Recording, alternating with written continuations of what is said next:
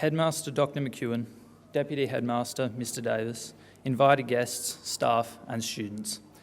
So far this year, we've heard some great addresses about our theme for the year, footprints, with each speaker providing us with their interpretation of the theme and giving us an example of their idea of footprints in their lives and in their time at Hutchins. Each and every speech so far has taught us something new and broadened our understanding of what we can consider a footprint. Ollie spoke to us about individuality. Tom talked to us about giving everything a go and what we do when no one is looking. Alex mentioned how we should take leadership opportunities and be thankful for those who help us. And in our last assembly, Martin addressed the ideas of trying our best to achieve our goals, learning from our mistakes, and preparing for the future. We have looked at footprints as a way of reflecting on our past and ways in which we can improve them in the future. We have looked at them as ways to show the others around us our values and goals, and we have seen how they can be used to show our legacy, or what we do matters.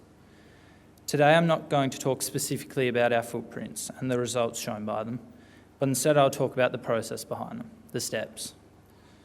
Now most of us see footprints that are left behind as just the outcome, good or bad, whether it be a winning performance on the soccer pitch or flunking an economics test. But we forget about the process that it took to get these results. A footprint can't be made without taking a step, and that is why it is just as important for us to reflect on the steps we take. It is important for us to take note of our steps, or we'll never be truly able to justify our footprints. How we take steps is very important in how we leave a footprint. Our steps are heavily influenced by those around us.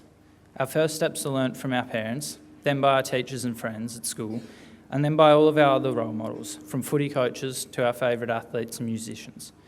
Every time we look at someone's steps, we learn something new and we should thank them for it.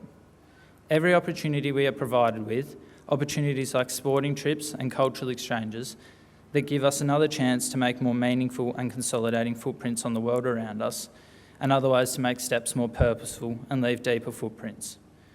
When we are looking to achieve a goal, it takes more than one step to get to the finish line. And sometimes we need to double check we're heading in the right direction, especially when we have chosen a destination with no clear path. It is in these times that we should look back on our footprints and from the direction we came from and who we spoke and looked up to, because from this position we can see what the people around us have done and make our own decisions of where to head next.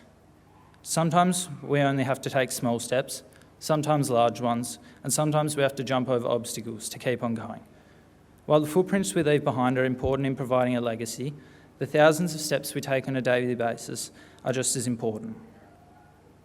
On our journey, we'll leave various distinct footprints in a multitude of places, but that does not mean that the hundreds and thousands of steps we take on a daily basis that don't leave long-lasting footprints have no value. From time to time, everyone will find themselves lost on their journey to their next destination, and they'll look back to see the footprints they have left behind are starting to obscure. It is in these times that we should look to the person walking along next to us and ask them if they can point us in the right direction, or join them on their journey until you find the path you are looking for. It might be a challenge for some of us to build up the courage to ask for directions, but as long as you embrace all your footprints, you'll start to find that the people around you won't use them against you, and will instead help you advance them, because the more people that ask for directions, the fewer people find themselves lost. I can guarantee every Year 12 student, most Year 11 students, and maybe a few Year 10s, don't worry 9s and 10s, you'll get your chance, have been asked what their plans are after they leave Hutchins. The answer is different for everyone, but the reality is, in the scheme of things, the answer isn't important. Some people have got the future planned out today, and others, much like myself, have no idea what we want to do when we leave Hutchins. And there is nothing wrong with that, as long as you take the time to think about your steps and footprints, and the footprints they leave behind. So I ask when you leave here today, you remember to look back and embrace all the steps you have taken in the past, and think about the steps you will take in the future. Because while they may seem unimportant to you, the people walking around you will see the steps you take, and they will remember them and learn from them. And this will help as they take their own steps towards their own goals in the future.